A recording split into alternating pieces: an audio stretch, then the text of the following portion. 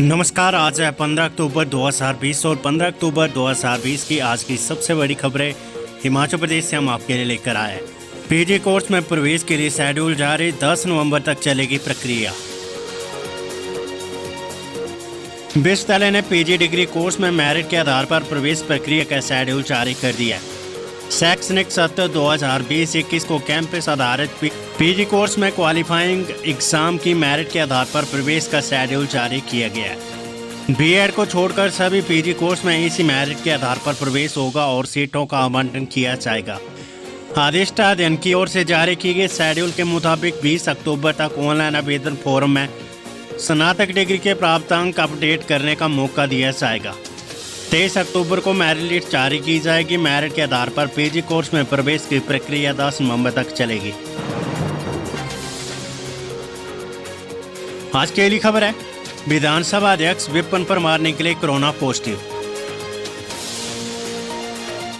अटल tunnel Rohtang के समय प्रधानमंत्री नरेंद्र मोदी से मिले नेताओं के कोरोना पॉजिटिव आने का सिलसिला थम नहीं रहा है। इसी कड़ी के तहत मुख्यमंत्री जयराम ठाकुर और तकनीकी शिक्षा मंत्री डॉक्टर रामलाल मारकंडा के कोरोना पॉजिटिव आने के बाद अब विधानसभा अध्यक्ष विपिन सिंह परमार भी कोरोना पॉजिटिव पाए गए हैं। हालांकि संतोष की बात यह कि विपिन सिंह परमार ने रोहतांग दौरे के दौरान अपना कोरोना टेस्ट करवाया था, जिसमें उनकी रिपोर्ट नेगेटिव आई थी।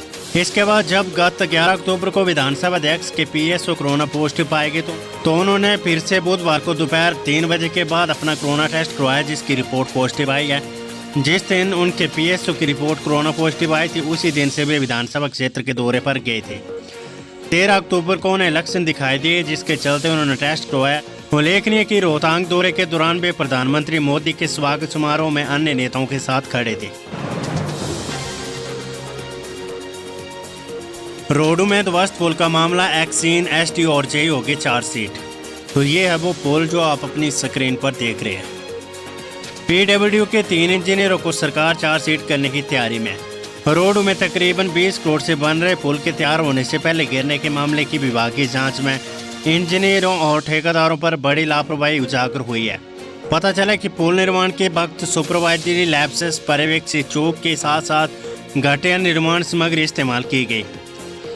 मुख्यमंत्री जयराम ठाकुर के क्वारंटीन से लौटते उनकी मंजूरी के बाद सस्पेंड चल रहे पूर्व अधिशासी अभियंता, रोड सहायक अभियंता और कनिष्ठ अभियंता को चार्जशीट किया जाएगा। प्रधान सचिव पीडब्ल्यूडी की अध्यक्षता में हुई बैठक में chief engineer state road project के नेतृत्व वाली जांच कमेटी द्वारा सरकार को सौंपी रिपोर्ट पर विस्तार से चर्चा की गई। इसके बाद 3 इंजीनियरों के खिलाफ कंडक्ट रूल के तहत कार्यवाही करने का निर्णय लिया है।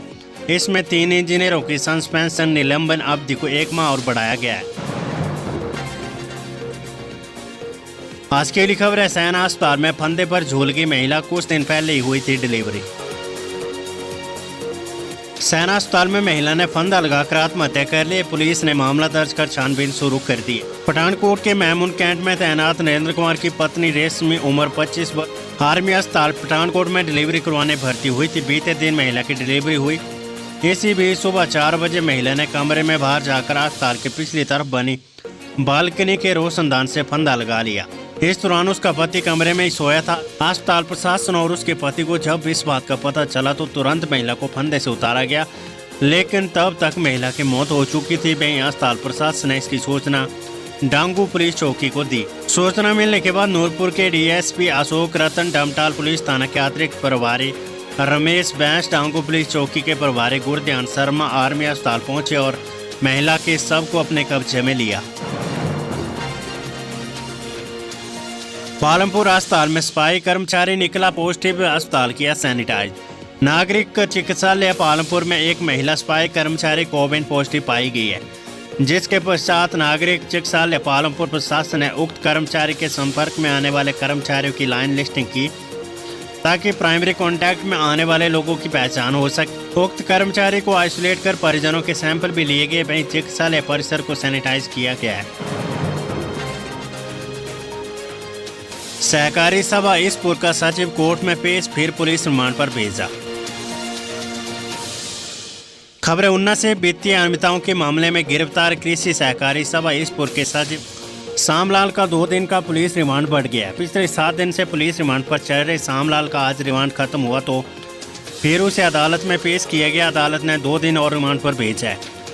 इसकी पुष्टि करते हुए एएसपी विजिलेंस एवं एंटी करप्शन ब्यूरो सागर चंद ने बताया कि आरोपी सचिव से लगातार पूछताछ की जा रही है। अभी कई और मामलों पर उनसे पूछताछ की जाएगी। अगली खबर है आबकारी एवं कराधान विभाग की बड़ी कार्रवाई, जुर्माना न भरने पर उद्योग को सीज करने की तैयारी। खबर उन्ना से 1 करोड़ से अधिक का जुर्माना न भरने के चलते औद्योगिक क्षेत्र टालीवाल के उद्योग के खिलाफ आबकारी एवं कराधान विभाग ने जीएसटी नियमों के तहत कार्रवाई शुरू कर दी है। गद्दे बनाने वाले उद्योग ने लगभग 2 करोड़ रुपए से अधिक के जीएसटी के तहत ईबे बिल तो काटे, लेकिन उन्हें रिटर्न में नहीं दिखाया गया। विभाग ने इस बड़ी खामी को पकड़ा और पाया कि रिटर्न में जो टैक्स की अदायगी की जानी चाहिए थी भी नहीं की गई। इस पर आबकारी और कराधान विभाग के मध्य क्षेत्र के ज्वाइंट कमिश्नर राकेश भाटी की अगुवाई में कार्रवाई की गई। उद्योग को 1 करोड़ 12 लाख रुपए का जुर्माना लगाया गया और 1 महीने की अवधि के भीतर टैक्स अदा करने के निर्देश दिए गए हैं। 1 महीने की तय अवधि के बाद भी जुर्माना राशि न आने पर अब विभाग ने उद्योग को सीज करने की कार्रवाई आरंभ कर दी है। कबड्डी के सीनियर वर्ग में हिमाचल ने जीता गोल्ड मेडल। बद्दी में हुई यूथ ट्रेडिशनल गेम्स 2020 में हिमाचल के खिलाड़ियों ने कबड्डी के सीनियर वर्ग में गोल्ड मेडल जीता है। 11 से 13 अक्टूबर तक बद्दी के निमंत्रण मैदान में हुई विभिन्न प्रतियोगिताओं में हिमाचल की टीम कबड्डी के सीनियर वर्ग अंडर 19 में राजस्थान की टीम 37 तारांकों से शिरकत दी। इसके अलावा बैडमिंटन अंडर 19 में भी हिमाचल की टीम ने गोल्ड मेडल हासिल किया है। 21 जनवरी से पहले होगा नई पंचायतों का गठन, प्रदेश सरकार पर पड़ेगा आर्थिक बोझ। पंचायती राज ने राज्य में होने वाले पंचायत चुनावों को करवाने के लिए पूरी तैयारियां कर ली है। ग्रामीण विकास मंत्री वीरेंद्र कंवर का कहना है कि चुनाव आयोग की ओर से चुनाव को करवाने के लिए जो तारीख घोषित की जाएगी उसी दिन चुनाव करवाए जाएंगे। नई पंचायतों के बनाने का काम लगभग पूरा हो चुका है। बाढ़बंदी का काम इस समय चला हुआ है। जैसे ये काम समाप्त हो जाए इसके बाद नई वोटर लिस्ट जारी कर दी जाएगी। मंत्री ने कहा कि प्रदेश में लगभग अभी तक 404 नई पंचायतों का गठन किया गया है। मंत्री ने कहा कि 21 जनवरी से पहले प्रदेश में पंचायतों का गठन किया जाएगा। पंचायती राज इसके लिए अपनी तैयारियां पूरी कर चुका है। मंत्री ने कहा कि नई पंचायतों के गठन से हिमाचल पर आर्थिक बोझ भी पड़ेगा, लेकिन लोगों की सुविधाओं को ध्यान में रखते हुए इन पंचायतों को बनाया जाना जरूरी था। अंतर्राज्यीय बस सेवा बहाली का लोगों में उत्साह, 35 और रूट बढ़ाए, ऑनलाइन बुकिंग भी शुरू। कोरोना काल के बीच 7 माह बाद हिमाचल से इंटरस्टेट बस सेवा बुधवार को बहाल होगी। 25 रूटों पर शुरू हुई इस सेवा को लेकर यात्रियों में खासा उत्साह देखा गया है। पहले दिन बाहरी राज्यों के लिए भेजी गई बसों में 70 से 100% ऑक्यूपेंसी रही। चंडीगढ़ समेत अन्य कई रूटों में निगम की बस से पैक होकर भी गई। कोरोना संक्रमण की रोकथाम के लिए तय एसओपी का पालन करते हुए लोगों ने यात्रा की। पहले चरण में प्रदेश में एचआरटीसी के 25 रूटों पर इंटरस्टेट बस सेवा शुरू की गई है। यात्रियों के रिस्पांस को देखते हुए निगम ने वीरवार से 35 अंतर्राज्यीय रूटों पर बसें दौड़ाने का फैसला लिया है। पंजाब और चंडीगढ़ से भी 4 बसें शिमला पहुंची। राजधानी शिमला से बाहरी राज्यों के लिए बुधवार को 19 बसों का संचालन किया गया। अगर आपको पूरी जानकारी चाहिए कि कौन से रूट पर कब कौन सी बस चल रही है, डिस्क्रिप्शन में एक लिंक दिया वो उसको आप क्लिक करके हिमाचल प्रदेश की बड़ी खबरें आप देख सकते हैं। उसी में वहीं पर कौन से रूट पर कौन सी बस आ रही, पूरी जानकारी आपको इसी में दी हुई है। इस लिंक में कमेंट बॉक्स के ऊपर आप टॉप में एक कमेंट देख रहे हैं जिसमें आपको लिंक दिया, उस पर आप ओपन करके पूरी जानकारी आप प्राप्त कर सकती है कि कौन सी बस कहाँ के लिए कितने बजे जाएगी। आर्थिक रूप से कमजोर विद्यार्थियों को 10% आरक्षण विश्वविद्यालय ने जारी किया अधिसूचना। हिमाचल प्रदेश विश्वविद्यालय शैक्षणिक सत्र 2020-21 में हर शैक्षणिक विभाग और संस्थान में आर्थिक रूप से कमजोर वर्ग EWS के विद्यार्थियों के लिए 10% सीट बढ़ाकर प्रवेश देगा। विश्वविद्यालय ने सरकार के EWS को इस सत्र से ही प्रवेश में 10% आरक्षण देने और सीट भरने का फैसला लागू करने की अधिसूचना जारी कर दी। इसमें कहा गया कि कुलपति की मंजूरी से हर विभाग में आर्थिक रूप से कमजोर वर्ग के विद्यार्थियों के लिए 10% सीट बढ़ाई जाएगी। इन सीटों को पहले ही ऑनलाइन आवेदन कर चुके छात्र आवेदनकर्ताओं से भरा जाना है। विद्यार्थियों को अपने आवेदन फॉर्म में EWS श्रेणी के तहत आवेदन करने और फॉर्म अपडेट करने का अलग से मौका मिलेगा। अधिसूचना में DES ने भी ये साफ किया कि यदि EWS की सीट खाली रहती है तो इनको ना तो किसी अन्य श्रेणी से भरा जाएगा और ना ही इसे कैरी फॉरवर्ड किया जाएगा। इसे अगले सत्र के लिए भी नहीं लिया जाएगा। खबर अटल टनल रोहतांग से जुड़ी हुई चिन्कू करेगा दुनिया की सबसे ऊंची टनल का हवाई सर्वे। अटल टनल रोहतांग से भी 3.5 किलोमीटर अधिक लंबी सिंकुला टनल के लिए हवाई सर्वे वायुसेना का सबसे आधुनिक हेलीकॉप्टर चिन्कू करेगा। इस टनल के बनने से मनाली कारगिल लेह सड़क मार्ग में साल भर यातायात खुला रह सकेगा। 16,600 फीट ऊंचे सिंकुला दर्रे के नीचे 12,000 फीट की ऊंचाई पर दुनिया की सबसे लंबी 13.5 किलोमीटर टनल होगी। अटल टनल रोहतांग समुद्र तल से 10,040 फीट की ऊंचाई पर बनी है। सिंकुला टनल का निर्माण जल्द शुरू करने के लिए राष्ट्रीय उच्च मार्ग एवं अधोसंरचना विकास प्राधिकरण चिन्कू की मदद लेगा। डेनमार्क के 3 इंजीनियर 15 अक्टूबर से चिन्कू के साथ हवाई सर्वे करेंगे। 3 दिन तक चलने वाले इस सर्वे में मैकेनिकल और भूगर्भीय विज्ञान सिंकुला टनल के साथ लगती जस्कर रेंज की पहाड़ी में करीब 600 मीटर गहराई तक जांच करेंगे। सर्वे से पहले चिन्कू हेलीकॉप्टर में करीब 500 किलो वजनी डेनमार्क का एंटीना फिट होगा। इस सर्वे को एयरबोर्न इलेक्ट्रोमैग्नेट सर्वे कहा जाता है। सर्वे में डेनमार्क और गुजरात की एक कंपनी के इंजीनियर शामिल होंगे। पढ़ाई के लिए एक ही वेबसाइट से जुड़ेंगे सरकारी और निजी स्कूल। कोरोना काल में सूबे के सभी सरकारी और मान्यता प्राप्त स्कूल के लिए एक ही विशेष वेबसाइट बनेगी, जिसमें सभी स्कूल आपस में जुड़े रहेंगे। वेबसाइट में स्कूलों में पढ़ने वाले बच्चों और शिक्षकों का डाटा मौजूद रहेगा। ऑनलाइन शिक्षकों के साथ संवाद की व्यवस्था भी होगी। मंडी जिले में ट्रायल के तौर पर 877 सरकारी और निजी स्कूलों को इसमें जोड़ा गया है।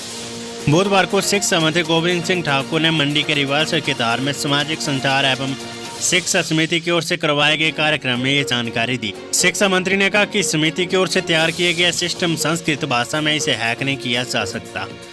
दुनिया के विकसित देशों में मातृभाषा पहले पढ़ाई जाती है, उसके बाद अन्य भाषाएं पढ़ाई जाती है। उन्होंने आह्वान किया कि मातृभाषा के प्रयोग पर विशेष बल दिया जाना चाहिए। दूसरी भाषाओं का ज्ञान भी महत्वपूर्ण है। उन्होंने कोरोना से बचाव के बारे में भी लोगों को जागरूक किया और इस मौके पर उपस्थित जन समूह को कोरोना से बचाव और सावधानी को पालन करने के बारे में शपथ दिलाई।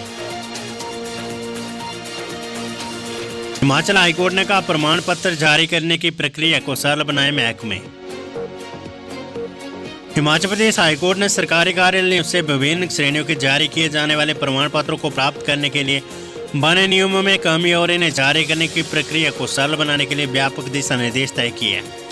कोर्ट ने कहा कि मौजूदा प्रावधानों की गलत व्याख्या के कारण लोग कई बार अनावश्यक रूप से परेशान होते। कुछ लोग प्रमाण पत्र पाने के लिए न्यायालयों के दरवाजे खटखटाते, जबकि पीड़ित लोग गरीबी, बीमारी, कानून की अज्ञानता, अशिक्षा और अन्य कारणों से अदालत में आने का जोखिम नहीं उठा सकते। न्यायाधीश सुरेश ठाकुर और न्यायाधीश चंद्रभूषण बरोवालिया की खंडपीठ ने राज्य सरकार को निर्देश दिए कि वे सभी संबंधित प्राधिकरणों को bonafide Himachali SC ST OBC श्रेणी, BPL APL आर्थिक रूप से कमजोर वर्ग और विकलांगता प्रमाण पत्र जारी करने के लिए हाईकोर्ट के आदेश अनुसार उच्च निर्देश जारी करें।